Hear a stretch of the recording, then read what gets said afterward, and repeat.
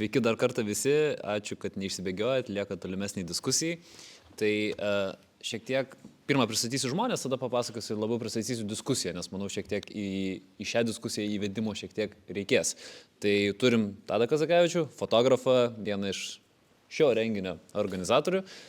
Turime Indrę Kiršaitę, tai yra Nara direktorė, teisingai? Laikinai einanti pareigas direktorė. Taip, jeigu tiksliai, taip pat žurnalistė, redaktorė, kūrėja ir taip pat turim Vitaličytę, tai LRT radio dokumentikų kūrėja, žurnalistė ir visi šitie trys faini žmonės su mumis šiandien sutikom pašnekėti iš principo, kaip užsiauginti tiek auditoriją, tiek patį kūrėją.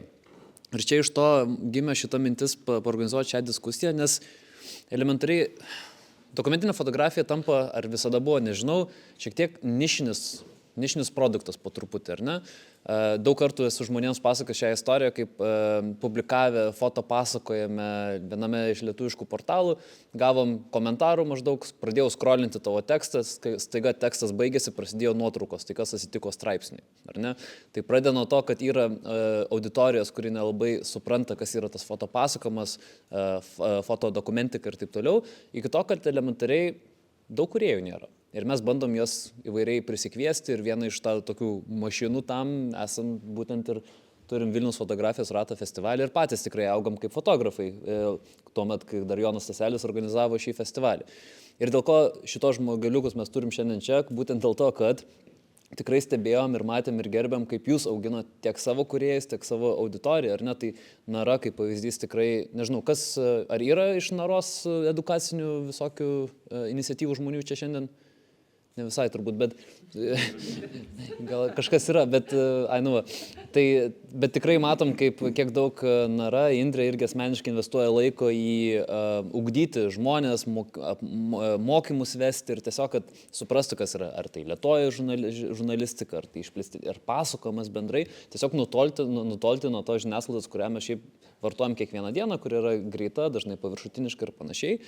Ir taip pat, žinoma, Vita ir su kolegė taip pat Vaida ir kitomis, Vaida Pilibaitytė, kad jūs tikrai irgi taip pat daug laiko investavote ir akademiją turėjote, ar ne, ir festivalį organizavote. Ir aš tikrai irgi pasidalinsiu labai greitai, kad prieš 3 kokius metus Lietuvos žurnalistikos centre ar studentais kalbant, klausdavau studentų, kokią, žodžiu, medijų kryptį labiau norit pasirinkti. Ir paskui pradėdavau vardinti, nes kaip ir šiandien rankų jūros niekada nebūna, kad tai pakelkit ranką, kas norit radio dokumentiką ir, nežinau, prieš 3-4 metus būdavo vienas, dabar tikrai nesumeluosiu, pakelia rankas ir 10, ir trečdalis, žodžiu, auditorijos žmonių. Užsiauginot kažkiek kūrėjų tikrai, ar ne?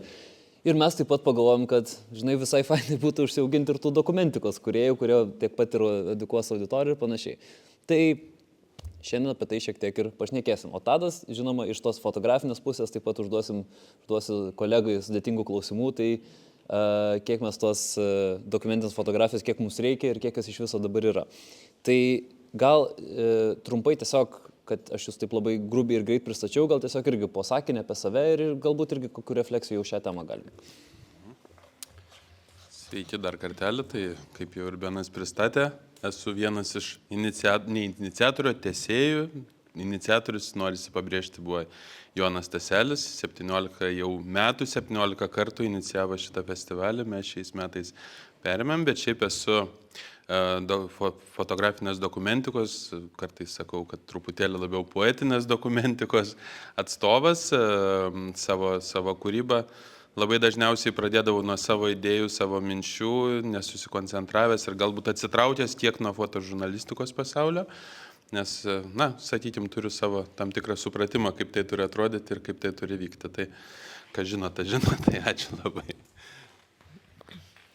Taip, tai aš pradėjau bendradarbiauti su Nara 2017 metais, kada tik tinklalaidę pradėjo kolega Karolis Vyšniauskas kartu su kitais kolegomis kurti ir vėliau 20 metais jau tai pilna koja įsitraukiau.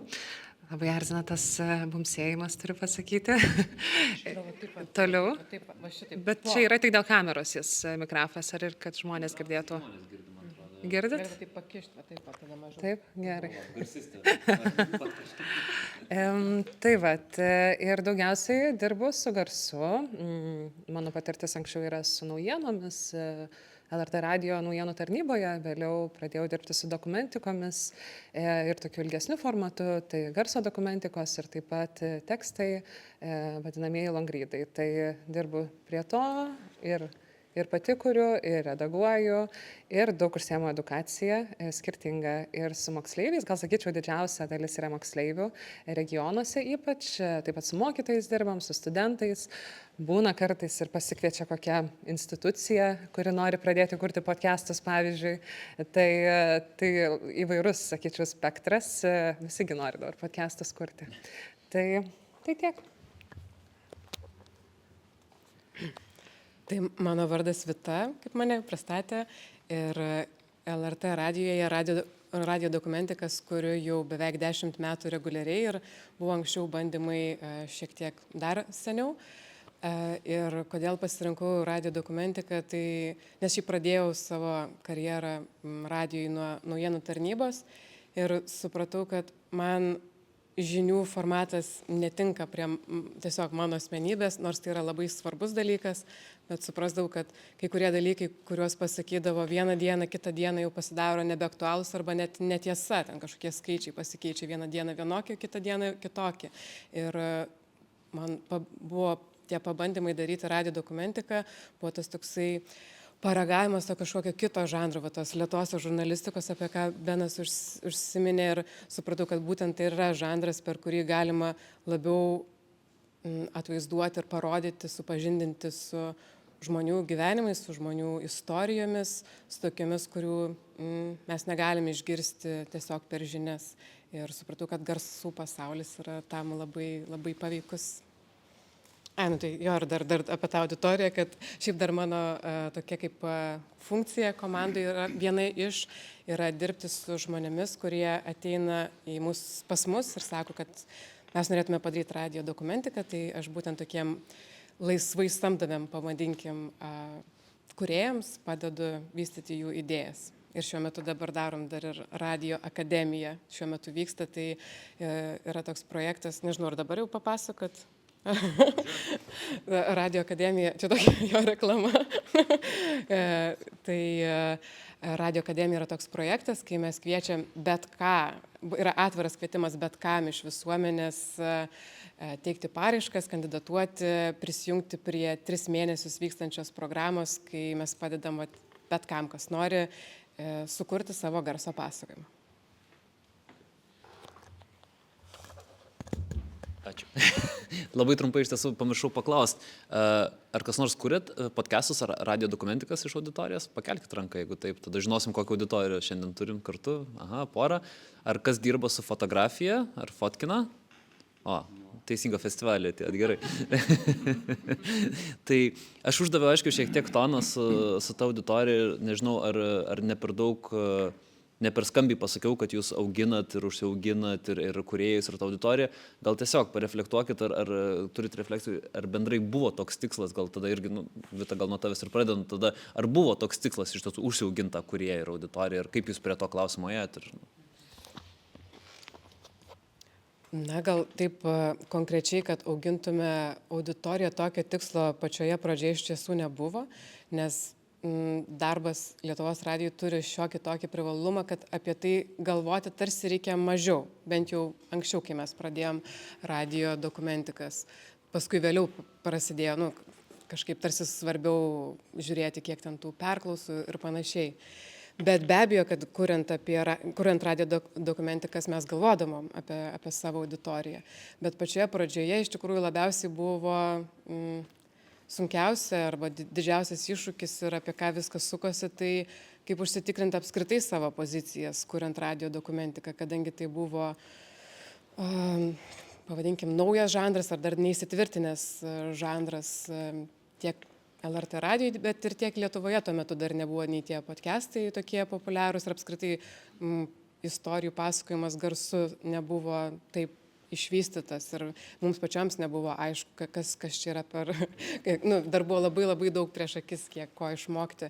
Tai mums buvo labiau didesnis tikslas įsitvirtinti organizacijoje, įrodyti, kad mes kuriam tai, kas yra įdomu, reikšminga, svarbu, vertinga ir išsikovoti savo laiko kurti tas laidas, nes tiek ir fotografijos darbuose dokumentiniuose, tiek ir bet kokioj dokumentikoje reikia laiko, daug laiko. Tai nuolatos reikėdavo įrodinėti savo buvimą, kad mes darom kažką, kas verta dėmesio. Tai ir žinoma, kai pačioje pradžioje, tai net ir tas Facebooko puslapis, ten buvo labai nedaug tų žmonių, tai atrodydavo, kad ir buvo tas jausmas, kad tu sukuri, paleidi, nuskamba radio bangomis, kažkur į archyvą nukrenta ta laida, bet iš tikrųjų nežinom, ar kažkas klauso tos laidos, ar ne. Buvo tas toks nežinomybė. Ir kadangi radio auditoriją labai sunku pamatuoti, nėra tokių patikimų tyrimų, tokių tikslių skaičių, nebent ten nežinai, kiek žmonių klauso gyvai, iš tikrųjų, gali tik pažiūrėti, kiek internete tą įrašą laidos perklauso. Ir tik va dabar jau praėjus daug metų, 10 metų, aš jau sustinku kažkokį žmogų tiesiog, nežinau, darželį. Kito vaiko tėtis pasako, tai čia jūs kuriat radio dokumentiką, tai aš klausau čia tiek metų ir panašiai, ir man tada būna, tai tas jausmas, susitikimas su ta auditorija tikrai labai ypatingas ir man atrodo, kad Naros, Indrė tikriausiai daug kitaip papasakosi, kad jūs kaip nepriklausoma medija, jūs daug labiau taip tikslingai dirbat su auditorija, man atrodo, ir jūs labiau gal žinot, kas yra jūsų ta auditorija, o mūsų tokia labiau taip įsigrynino su metais. Bet iš tiesų vis tiek tas klausytojas yra toks mistinis klausytojas, kur tiksliai nežinom, kas jis toks yra. Bet žinoma, kad su metais galim pasakyti, kad didėja perklausų tas skaičius, didėja Facebook'e sekėjų, bet taip, kad konkrečiai dirbtume, kad būtume tokį planą nusistatę, kad dirbam dabar, kad užsiaugintume auditoriją, ne. Mes iš tikrųjų tiesiog galvom, kaip mums įsitvirtinti kaip laidai ir tiesiog daryti, kaip mes galim geriau. Daug labai minčių, galvoju, nuo kurios pradėti. Taip, gal sureaguosiu, Vita, į tavo klausimą, kad geriau žinoma auditorija. Manau, kad geriau žinoma vien dėl to, kad tai yra vis tiek internete publikuojame, tai galime analizuoti duomenis, tai daugiau moterų nei vyrų, nuo 25 iki 45 metų, 1/4 visų klausytojų gyvena užsienyje, šiaip daugiausia didžiųjų miestų klausytojai ir šiaip skaitytojai mūsų yra. Narai šiemet yra 10 metų, tai man atrodo, kad labai tokius banguojančius procesus turėjome per visą šitą laikotarpį. Aišku, didžiausias turbūt dėkingumas yra Bertai ir Artūrui, kurie įkūrė šitą erdvę ir galime kažkaip eksperimentuoti visus šitus 10 metų. Tai pradėta kaip multimedijų projektų vieta, vėliau tinklalaidė tokia išsprogusi, gal net sakyčiau, tuo laikotarpiu, vėliau kiti formatai ir kažkoks toksai gryninimasis, su kuo dirbame ir kaip. Man atrodo, kad tiesiog kai kuriem žanram reikėjo formuoti įprotį, skaityti, klausyti. Su tom pačiom garso dokumentikom, manau, kad didelį indėlį dar prie didesnio populiarumo jau prideda ir radio festivalis Banguoja, kuris jau gal 5 metus vyksta. Ir grinai toks populiarinimo iš esmės tikslas yra jo skirtingų dokumentikų, tiek lietuvių autorių, tiek užsienio, trumpo žanro, ilgo žanro. Tai dar ilgas procesas, sakyčiau, ir dar irgi kaip komunikuoti tam tikrus dalykus. Atsimenu, kalbėjom, nes irgi esu viena iš Banguoja organizavimo komandos narė ir atsimenu, kažkaip galvodavom, ar okei, pavyzdžiui, sakyti, kad garso dokumentika yra filmas be vaizdo, ar taip toliau, ir ar per neigimą, per kažkokį nepilnavertiškumą, tarsi, kad man nėra vaizdo ir taip toliau, tai daug labai įvairių turim diskusijų ir kažkaip gal tą unikalumą tada šiuo atveju, jei kalbam apie garsą, norisi pabrėžti, bet daug ir kitų, kadangi su Nara ir kitais dokumentiniais žanrais užsiimam, tai kaip, pavyzdžiui, gal jūs turite atsakymą, kaip skatinti žmonės skaityti longrydus, pavyzdžiui, gerai labai parašytus, pavyzdžiui, kolegos Denio, kuris irgi auditorijoje yra iš Ukrainos, iš Sirijos, iš kitų šalių. Tai jo, kaip iš esmės mes taip fragmentiškai skaitome, mes taip pripratom prie to skrolinimo, pastraipų trumpų ir visko, ir kaip formuoti, kaip sugrįžti prie knygų, kaip sugrįžti prie longrydų. Ir daug dar tokių minčių apie socialinės medijas mums šiuo metu tikrai kyla, nes atrodo, kad ką komandai diskutuojam, kad norim bėgti iš jų, bet kartu norim pasiekti žmonės ir tas toksai kažkoks plėšimasis per pus, ar būnam jas, daug investuojam laiko į jas, ar kažkaip kitai bandom ir kažkaip ką dabar matau, kad gryninamės, kad visgi noris tokį gyvą ryšį kurti ir galvoti, prisiminti renginius, kuriuos ir anksčiau darydavom, pavyzdžiui, tinklalaidžių įrašus, perklausas ir įvairūs panašus dalykai. Svarstom apie, pavyzdžiui, skaitimo klubą ar kažkaip galvoti ir daugiau, gal ne į plotį, bet į gylį. Ir man atrodo, kažkaip nuo pat pradžių tai stengiamės daryti ir noris tęsti. Aš jau ir pamečiau, ką mes čia pradėjom analizuoti ir priedą aš visų pirma ne iš organizacijos, neturiu ką čia pridurti ir visų antra tikriausiai mano ir medija visai kita negu jų dviejų. Bet aš galbūt kitaip dabar pabandysiu kažkaip pasidalinti savo mintimis. Man atrodo, galbūt pastaruoju metu man labai aktualus tas dalykas ir pasidarė, kad kokią auditoriją tu jau spėjai pasiekti, kokią tu auditoriją sugebėjai užsiauginti. Ir galbūt aš nepradėsiu nuo to, kaip jin audinama, nežinia, ar čia yra paslaptis, tai ir ypatingai, kai tu pats esi autorius, tiesiog tu save statai vienaip ar kitaip, ar tai yra įvaizdžio kūrimas, ar tai yra tavo darbai, kuriais tu kalbi, bet visiškai savęs kaip įvaizdžio nestatai. Tai. Bet labiausiai, ką norisi man akcentuoti, tai yra tam tikras momentas gyvenime ir tikriausiai man jis atėjęs būtent dabar, kad aš suprantu, kad auditorija įgalina tave pradėti kalbėti apie temas, kurios tau svarbios ir ypatingai, aš nežinau, ar čia tinka žodis patriotiškai ar kažkokiais dalykais, bet kada jau tu turi ratą žmonių, kuris yra ne tik tai Lietuvoje, bet ir užsienyje ir tu gali priliesti jau asmeninius dalykus. Tai kitaip tariant, čia ir labiausiai gal norisi pasakyti va tą momentą, kad labai ilgą laiką aš kūriau skirtingas fotografinės serijas, fotografinius ciklus, tikriausiai kas seka mane žino, tai ko nebebus, apie Lietuvos nykstantį kaimą, kas yra 5 metai darbo, važinėjimo, klijavimo, darimo, po to albumo išleidimas, po to be abejonės kiekviena paroda, kurioje tu vėlgi tą savo auditoriją pasieki, tarptautiniai festivaliai, visada dalyvavimas kiekviename įmanomame, tikriausiai aš buvau labai aktyvus toj vietoje, kur man buvo svarbu dalyvauti visuose konkursuose, tarptautiniuose. Džiaugiuosi, kad man pavyko ir tam tikrus labai svarbius apdovanojimus gauti, kuris vėl sukūrė tam tikrą auditoriją didžiulę, bet grįžtu prie to, ką aš noriu pasakyti. Ir 2019 metais, atsimenu, visą gyvenimą norėjau prisiliesti prie tremties temos, bet tiesiog, kai tu nesi istorikas, kai tu nesi antropologas, tu labai bijai ir galbūt, kai tu dar nesi tiesiogiai šeimoje susijęs su šituo įvykiu, tu labai bijai liesti temas, kurios yra tau labai svarbios, tu jauti netgi tokią pilietinę pareigą tai daryti.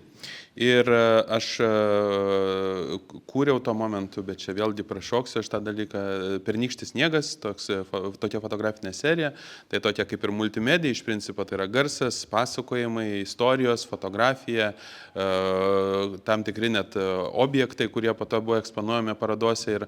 Ir labiausiai mane sukrėtė, aš tikiuosi nenukristų per daug nuo temos, nes tai yra svarbu, mane labiausiai sukrėtė momentas, kad aš nuvažiavau į Europos parlamentą, kur buvau pakviestas eksponuoti tą parodą.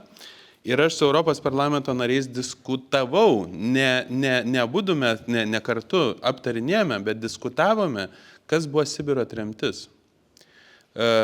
Žmonės, kurie sėdėjo tenai, man subtiliai bandė prie vyno taurės paaiškinti arba bent jau pasidalinti savo dvejonėmis, ar tai nebuvo tautų maišymas, kaip galėtų būti Amerikoje, tarkim, kur airis važiuoja iš New Yorko į Oklahomą, įsigyja gabalėlį žemės, pasistato savo namą, pasiema gabalą pigios žemės ir ten kūrė savo kažkokią nuostabią tokią prerijų stebuklą.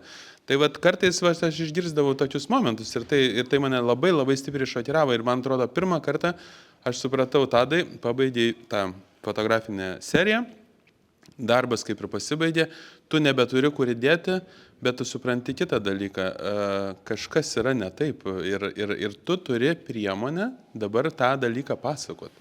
Tai va, jeigu tai būtų prieš 5 metus arba prieš 7 metus, man atrodo, aš nebūčiau drįsęs tokių dalykų pasakot. Visų pirma, kad galbūt tu jauti, kad nelaikas yra pasakoti dalykus, kurie labai labai tau svarbus, dėl to, kad tu neturi jausmo, kad jau turi pakankamai daug žmonių, kurie, na, galbūt, sakykime, geopolitiškai ar kažkaip ar amžiaus grupėmis išsidalinę, bet tavo didysis iš tikrųjų darbas yra rasti formą, kaip papasakoti tiem žmonėm, kurie galėtų būti paliesti tos temos, bet kita vertus kasdienybėj nebesusidurtų su ją. Tai va, ir tada ta auditorija pasidaro labai svarbi. Na ir aš kaip grįžau tada iš tą Europos parlamento parodos, aš supratau, Tadai, yra dabar vienas tavo tas ciklas, dabar kurį tu pradėsi, aš neku apie tai, ką aš pradėjau visai neseniai, kas sekat, galbūt žinot, Mano akis matė vadinasi ciklas, ten yra diptikai tremtinių ir jų atsiminimai, faksimilės. Ir aš supratau paprastą dalyką, jeigu aš kažkurio momentu ieškojau kadrų, kurie yra vizualiai paveikus, aš jų ir toliau ieškau, man visada ir tas įdomus ir kelionės motyvas, ir kažkur tai keliavimo, ir kažkokių tokių kadrų, tarsi sekretų parsivežimas, bet kita vertus man dabar pradeda rūpėti kitas dalykas, kaip pasakyti dalykus, dėl kurių skauda, kur tu jauti, kad žmonės iš tikrųjų neduoda pakankamo eterio tam, nes mes turim begalės knygų apie tremtį, tarkim, bet mes neturim lengvos formos auditorijai parodyti ir ypatingai jaunąją kartą supažindinti su dalyku, dėl kurio mes tikrai turėtumėm labai susirūpinti ir ypatingai dabar, kaip Ukrainoje vyksta labai panašus procesai. Aš neku apie našlaičius, pavyzdžiui, vaikus, kurie realiai įimami ir perkuriami kaip mano fiksuoti tuo momentu Pernykščio sniego serijoje našlaičiai buvo formuojami į tą Sovietų Sąjungos vaikų namuose ir finale ne taip jau ir daug, bet 250 jų buvo parvežta ir grąžinta į Lietuvos, na, kaip čia dabar, į Lietuvos istoriją, kurie tapo tie žmonės netgi labai labai svarbus ir mūsų istorijoje. Katedrą rekonstravo, tarkim, vienas iš jų, atgal į šventus namus iš galerijos, kiti prisidėjo prie daug svarbių dalykų. Tai va, ir grįžtant prie to, iš principo aš suprantu, kad mano dabartinis darbas yra ramiai, ilgai ir kaip, aš sakau, kaip Carrie Bradshaw rašė kažkada laikraštyje sentenciją apie meilę, apie seksą, taip kažkieno svarbus darbas yra rašyti mažą sentenciją pastoviai, metus apie dalykus, kurie rūpi. Man asmeniškai ir manau turėtų rūpėti mums labiau ir tam jau turiu auditoriją. Tai va, tai auditorija ir tikslas, ir tai yra asmeninis tikslas, ir tai suteikia tau pasitikėjimo, ir tu supranti, kad jisai gali, na kaip pasakius, daug kokybiškiau pasiekti būtent dabar, o ne prieš kokį, pavyzdžiui, 10 metų.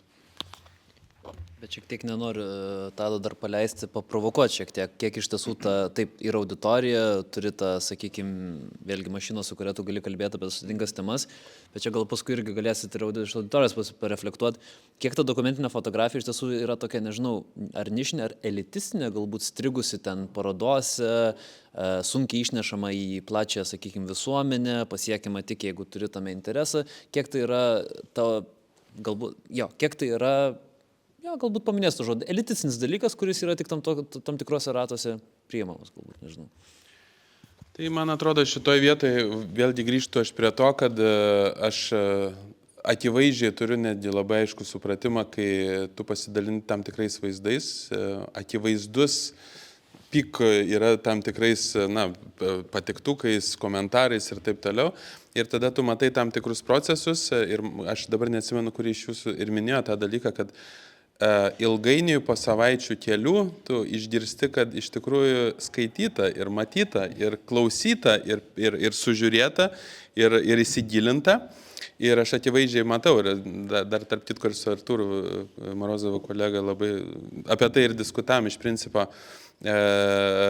Tu supranti, kad galbūt taip tai pasirenka tik tam tikri žmonės pamatyti, perskaityti, bet kita vertus tu supranti, kad Na ir vėl negalima tikriausiai pamatuoti, kas tai pamato, be jokios abejonės tai yra priemonės, kuriomis tu rodai. Mano, tarkim, pasirinkta yra akivaizdžiai socialiniai tinklai, nes aš nematau tame prasmės sukurti atskiros ten interneto svetainės arba ten, tarkim, bet kita vertus mes vėl grįžtim prie to, jeigu mes šnekam apie tai, man svarbus dar ne tas tik momentas, tačiau ir labai natūralus noras ir tikslas iš dalies inicijuoti tokiu būdu susitikimus, kurie būtų ar tai regioniniai susitikimai, ar mokyklose susitikimai.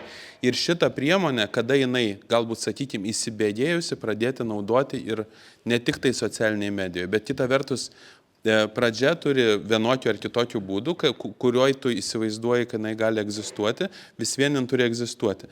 Bet kai susidaro tam tikras kritinis kiekis, galima taip sakyti, tu gali pradėti jau galvoti plačiau. Ir mano asmeniškai nuomonė, tai turėtų būti, mano tikslinė auditorija iš tikrųjų yra jaunas žmogus, kuo jaunesnis, tuo geriau. Tai gali būti studentai, tai gali būti mokiniai, bet iš principo aš dar puikiai atsimenu, tik neatsimenu, kurioje laidoje, bet iš tikrųjų kalbėjomės radijoje ir buvo išsakyta toks labai paprastas dalykas, kad mes neturime, čia turiu omeny iš mokytojų pusės, mes neturime priemonių vaikam papasakoti apie tremtį. Tiesiog jiem neįdomi literatūra rašyta apie tai. Ir tada man kyla klausimas, ar tikrai nėra paprastos formos. Ir fotografija iš dalies, man atrodo, tai yra labai gera priemonė. Bet tačiau, tai, pavyzdžiui, mano atveju tai ir su faksimiliniais atsiminimais, kurie yra trumpi. Kaip sakoma, kiek vaikui metų, tiek jis minučių gali susikoncentruoti. Tai žodžiu, jeigu tu sugebi 20 minučių sutilpti su visais savo pasakojimais, tada gali kažką ir paveikti. Tai grįžtant, man atrodo, ką aš norėjau atsakyti, tai kad mano darbas iš tikrųjų nėra tik tai daryti, man atrodo, mano darbas prasideda dar ir vėliau, po metų kelerių, kad aš suprantu, kad aš turiu jau bazę informacijos ir tada prasideda tas nuobodus ir gal sunkokas ėjimas ir skleidimas to žinios. Gal jūs, ta prasme, kiek jums Narui yra svarbi ta fakto fotografija, kiek sulaukia to grįžtamo galbūt ryšio iš auditorijos, nežinau. Būtent apie fotografiją. Faktų. Fotografija. Okay. Aš norėjau šiaip dar gal sureaguoti dar į ankstesnį galbūt auditorijai klausimą, nes dabar su Nara šiaip turime tokį projektą, kuris daugiausiai turėtų būti orientuotas į jaunus žmonės, bet man atrodo, kad, tiesiog kalbant apie bet kurią grupę, svarbu, kad tie patys žmonės kalbėtų. Tai man atrodo, jeigu jauni žmonės kurs, tai jie ir kalbės savo auditorijai ir savo bendraminčiams ir jie ras būdus, kaip kalbėti, kaip pasiekti ir taip toliau. Gal tiesiog, man atrodo, šitas labai, labai svarbus aspektas, kad tiem, kam kalbam, tie irgi kurtų ir irgi ieškotų būdų ir būtų įtraukti į procesus. Jo, gal gali priminti klausimą? Kiek jums svarbi iš tiesų Naro yra fotografija ir galbūt gaunat grįžtamą ryšio iš auditorijos, jeigu grinai kalbant apie fotografiją? Aš manau, kad labai svarbi, apskritai mums vizualumas yra labai labai svarbi dalis ir mes esame iš tų, kur į bet kurią formą žvelgdami, nežinau, ir tekstai, ir tinklalaidės, ir, žinoma, fotoistorijos, ir kiti darbai, vizualumas visada ir estetika kiekvienoje publikacijoje. Mes, žinokit, labai daug valandų sėdėm, kol sudėliojam kiekvieną publikaciją ir kaip, kur bus, kurioje vietoje nuotrauka ir kaip ten, kaip sugalvosim kažkaip sužaisti su nuotraukom. Tai aš žinau, kad tas procesas ir užknisa dažnai. Gal galima greičiau paimti, sukelti ir paleisti ir pamiršti. Bet kažkaip daug širdies įdedama į tai, daug diskusijų, susijungiam, kartu dėliojam, dar perdėliojam ir taip toliau. Tai labai svarbi niša ir, žinoma, žurnalistikoje daug portretų yra. Aš labai visus mūsų kolegas labai vertinu už visus tos portretus.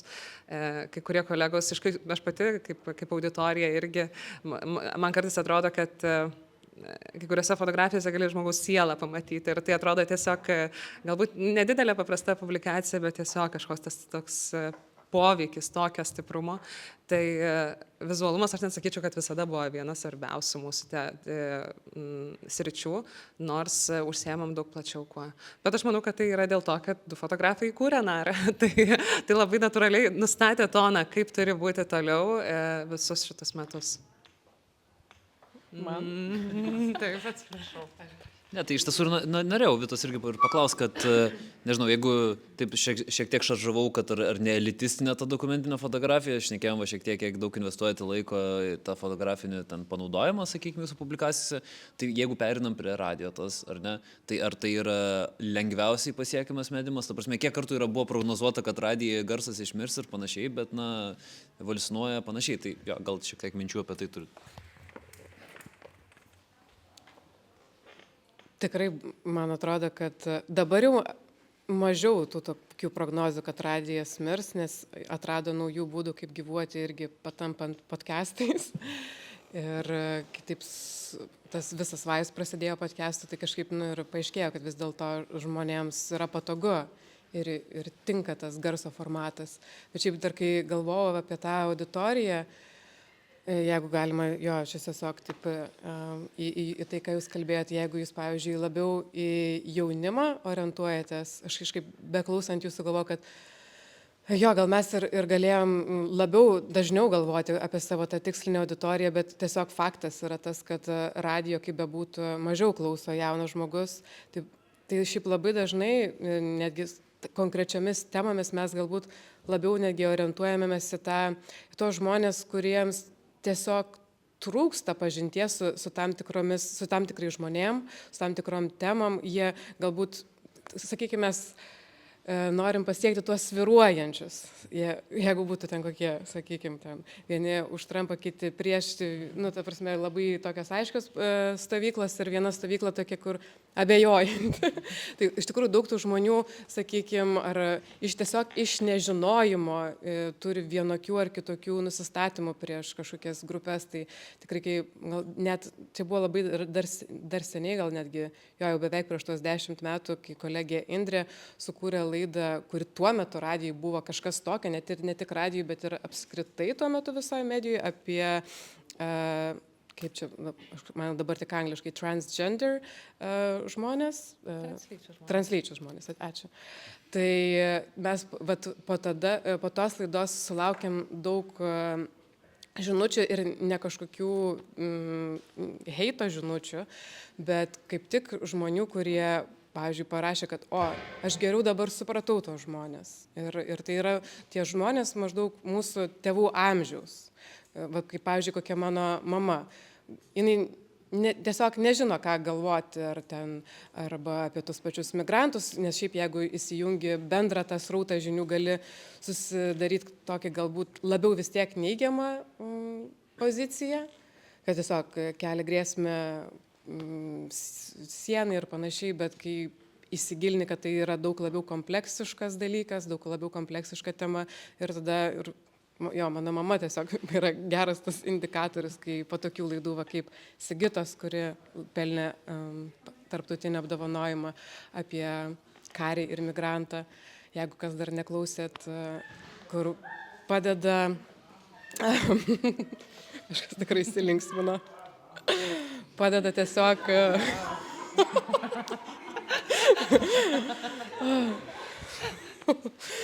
padeda tiesiog jo plačiau suprasti tas temas. Tai ta mūsų auditorija iš tikrųjų labai plati, tai nereiškia, man atrodo, kad jauni žmonės neklauso, yra visokių tų klausytojų, bet dažnai ta radijo dokumentika padeda atverti tarsi pro rakto skylutę, galima pasakyti, arba tiesiog apšviesti tam tikrą dalyką, apie kurį žmonės tiesiog nežino ir padėti geriau vieniems kitus suprasti. Aš šiek tiek norėčiau papildyti, nes irgi su translyčių tema dirbau anksčiau ir irgi kūriau vieną darbą apie translytį Harį Gargžduose, čia prieš kokius 4 metus. Ir tai labai plačiai nuėjęs, sakyčiau, kūrinys. Ir man turbūt tie labiausiai įstrigę prisiminimai buvo, kai sutinki, tarkim, sutikau vieną pažįstamą, kuris sakė, kad šitą darbą klausė kartu su savo tėvais. Ir man buvo toksai, wow, arba atsimenu kitų pasidalinimai, kad supratau, kokia buvau ignorant kitų žmonių problemom, tokiam sisteminiam problemom ir skausmui.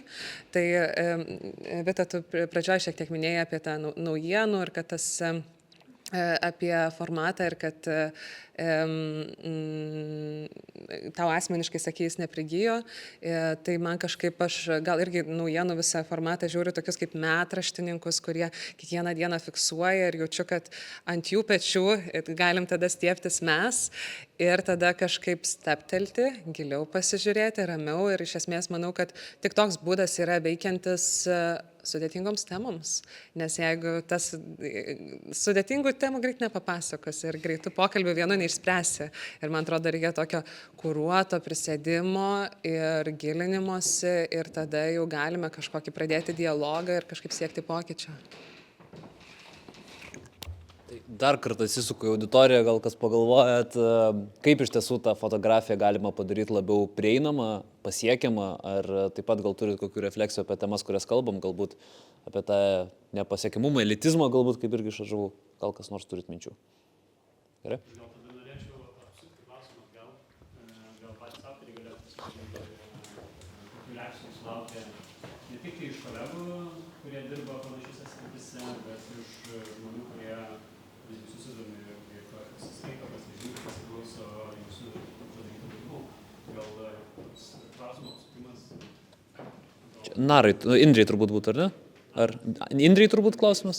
Visiems. Tai kas norit? Nes jau egzistuojančių auditorijų iš lengviau analizuoti ir suvokti.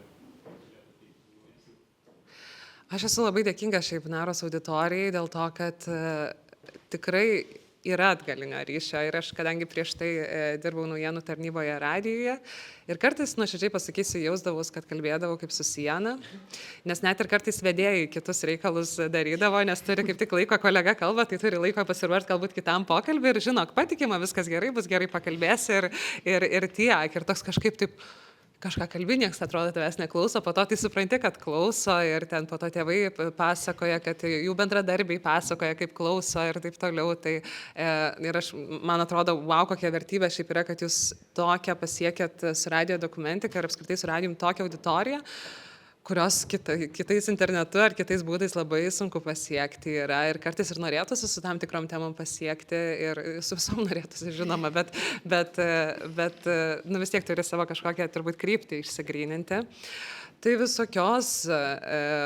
visokių reakcijų, žinoma, ir palaikymo daug, ir kažkokių pasiūlymų pratesimui temos, bet ir neapykantos kalbos, ir neapykantos žinučių, ir taip toliau. Tai ta reakcija visokia, ypač kuo turbūt tokia sudėtingesnė ta tema yra, tai visko tenka gauti ir tenka su tuo sudylinti, bet kažkaip na, supranti, kad tai šita mūsų sritis yra viešume ir mes dirbame su viešumu, tai kažkaip tenka su tuo susitvarkyti.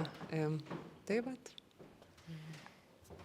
Nežinau, ar daug galiu pasakyti šią temą, nes, kaip minėjau anksčiau, nėra, kad tiek daug sulauktume tos auditorijos, atgarsio iš auditorijos, tik kad paskui nebent asmeniškai kažką susitinki, arba tie žmonės, kurie paskui aplikuoja Radio akademiją, ateina ir papasako, kad jie ten tiek daug metų klauso, gal taip yra dėl to, kad dauguma tų klausytojų yra tokie labiau intravertai ir jie galvoja, kad čia sutrukdys su savo kažkokiais komentarais ar žinutėm, nes pasirodo, kad tikrai yra klausa. Bet kaip tu ir sakai, ten tėvai ten sakė, kad kolegos sakė, kad ten dar kažkas klauso, nors yra tų besiklausančių, kažkaip gal mums tai pasisekė, neapykantos žinutės mūsų taip dažnai nepasiekia, nebent tai yra labai provokuojanti tema, bet ir tai kažkokia tokia išeina kaip sugesnė salelė ta radio dokumentika.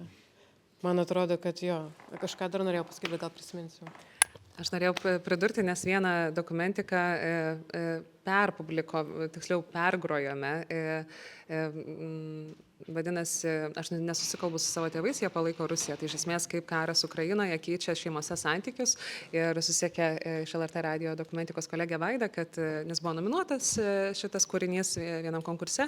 Ir susiekė, sako, gal galėtume paskleisti ir LRT auditorijai. Ir aš kažkaip jau ten groju ir viską galvoju, kaip miela, kažkaip mano kūrinys kažkaip pasiekė platesnį ratą žmonių ir visą kitą. Ir galvoju, 12 baigėsi transliavimas ir po 12:05 ateina pas mane e-mailas, kad Geriau tavo mama būtų pasidarius abortą, nei tu tokia būtum tokius darbus darydama. Tai vat, tai būna ir tokių. Oi, aš net nesu tikras, ką aš dabar galėčiau pasakyti šitoje vietoje, bet... Prašom. Aš asmeniškai, man labai patiko jūsų išsireiškimas faktų fotografija. Ir aš manau, kad šiomis dienomis, kai tiek daug manipulacijos ir dezinformacijos, būtent spaudos fotografija, faktų fotografija, taip kaip jūs išsireiškite, turi ypatingą galią. Man asmeniškai spaudos fotografijos labai trūksta. Aš ieškau internetinėse portaluose vizualių pasakojimų, galbūt dėl to, kad esu pati vizualius menus baigusi, man tas yra aktualu. Ir jeigu būtų mano galia ir mano valia, tai aš spaudos fotografijos daryčiau atskiras rubrikas visose interneto portaluose, nes tai yra tikra, tai yra nesumeluota, juose yra mažiausiai manipulacijos ir daugiausiai tiesos. Bet gal tada norėtųsi paklausti klausimo, jūs kalbate apie fotožurnalistinę kasdienos fotografiją, ar fotografinės istorijas, kurios pasakoja fakto fotografiją? Visais formatais. Bet ir vienos dienos apžvalgos. šičia tai tikriausiai tik pasakysiu, kad taip, tikriausiai to trūksta. Natūralu tikriausiai, kad dokumentikos ir fotožurnalistikos sritise norisi, kad kuo daugiau tos informacijos būtų iš tokių, apie ką mes šnekėjo tikriausiai ir Artūras, va čia praeitam pokalbį apie tai, kad galbūt daugiau tos medžiagos iš tų taškų, kurie yra įdomus ir aktualūs, galbūt tik iš dalies aš suprantu, kad labai didžioji dalis mūsų kasdienos fotožurnalistinio darbo yra vis dėlto apie politiką ir apie politikus. Ir tada, man atrodo, toj masiai, kai jūs pasakėt, man iš karto tada kyla toks klausimas, ar man tikrai reikia daugiau nuotraukų, kaip Žemaitaitis kažką daro, ta prasme, tai jo, bet kita vertus, ir man atrodo, mūsų medija tam tikrai yra poreikis iš dalies, kuris generuoja tam tikrus dalykus, tai tikriausiai yra poreikis. Ir to yra ganėtinai daug ir tas, kas yra iš tikrųjų svarbu, greičiausiai pasiklysta kažkur tai po 5 scrollų. Ir tada tai apmaudu. Ir jeigu fotografai, dokumentikos fotografai, fotožurnalistai nedaro tam tikrų dalykų asmeninių interesų, kitaip tariant, pavyzdžiui, kolegos dabar imtų ir kažkokią temą analizuotų, bet tada atsiranda kitas klausimas, už tai aš jūsų ir klausiau, o ko jūs norėtumėte, ar jūs kasdienybės tos fotografijos, ta prasme, kitaip tariant, fotožurnalistikos tos dienos, bet tos dienos fotožurnalistika dažniausiai ir sukasi aplink tai, kas čia vyksta dažniausiai. Jo. Tai matot, čia dar ir kertasi auditorija dabar. Auditorija tikriausiai ir poreikis auditorijai ir neretai medija atsiliepia į poreikį auditorijai ir generuoja tokius vaizdus, kurių auditorija, galbūt, sakykime, ir nori.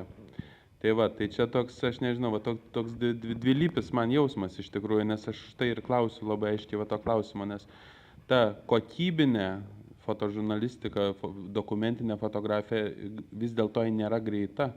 Jinai negali būti greita ir tikriausiai vienintelis būdas, kaip jos, kad būtų daugiau, yra daug daugiau dirbti, daug daugiau iniciatyvų turėti ir tada mes tą kasdienybę užpildytumėm tais kadrais, kurie kuriami ištisai, bet ne momentaliai, kitaip tariant.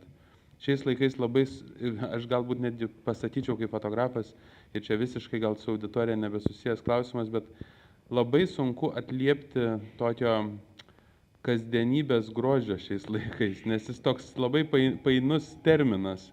Bet kita vertus mes visi tai bandom daryti, mes visi bandom tai pamatyti, bet yra tam tikras, gal netgi tam tikri sentimentai, tam tikriem dalykam, kuriuos mes matėm anksčiau, bet truputėlį kitoks pasaulis buvo ir kitaip veikia netgi ir medijos. Grįžtant prie laikraščių, prie spaudos kažkokio formato, aš nežinau, man taip kažkaip dabar čia visiškai nuklysiu, bet puikus pavyzdys yra radio spektakliai. Man tai toks stebuklas. Ir atrodo, kad kaip radio spektakliai yra stebuklas, taip iš žurnalistinio to pasaulio kažkoks stebuklas dingęs per tą internetinį rodymą jo. Ir ta skuba, jin gamina ne kokybė ir ta nekokybė užpildo mūsų eterį ir todėl mes jos ir ilgimės, nes jos galbūt ir nebėra. Jo, kad kai kurie žiniasklaidos priemonės vis dar turi tas dienos galerijos formatas ir tas yra išties žavus. Jo, tik klausimas, kas užpildo tą dienos formatą. Ir ką dar norėjau irgi greitai pasakyti, kad kai paminėjot apie objektivumą ir kad fakto fotografija, šiaip labai daug kontekstinių dalykų yra taip svarbu. Buvo pavyzdys vieno internetinio žurnalo, vizualiai labai panašus į ką Nara ar kiti formatai daro. Ir ten buvo tokių įdomių apie rytų Europos, sakykime, regioną istorijų, bet jos turėjo to tokias, aiškiai, kartais sovietinės nostalgijos, to tokią atmosferą. Ir galiausiai paaiškėjo, kad tai buvo labai švelni, soft power, švelni propaganda, buvo Rusijos vyriausybės pinigais finansuojamas portalas, pasirodo, kuris būtent norėjo skatinti sovietinę nostalgiją. Labai plona riba ir ten buvo publikuojami visiškai normalūs autoriai, bet va kaip tą naratyvą sudėliojo ir pateikė. Ir aš tada dar taip pat klausimą iš tos pusės turėjom. Taip? Grįžus prie tos translyčių temos, tai labai man smagu girdėti, kad apie tokią temą yra iš viso, bent jau kalbama ir, kaip čia pasakius, daugiau skiriama jam dėmesio ir tiesiog labai džiugu girdėti, kad, apie ją yra kalbama. Tai tiek, nežinau, ką čia dar pasakyti. Įdomu, kad pavyzdžiui, kai turėjom praeitą diskusiją būtent apie problemas ir aktualijas, kurias aptarinėjom, būtent buvo paminėta translyčių ir bendrai, tu man irgi tik angliškais reiškimai, lytinės tapatybės klausimai, ar ne, kurie galbūt, matau, linksit jaunoji auditorija, galvom, kad jums turbūt yra svarbesnė negu tam tikri galbūt ten, nežinau, istoriniai klausimai, tai įdomu. Gal tada link pabaigos jau sukant, jeigu klausimas, kaip tiesiog elementariai, kaip padaryti fotografiją labiau prieinamą žmonėm ir kaip galbūt išsiugdyti tos fotografus, gal po kokią tokią baigiamą remarką turit?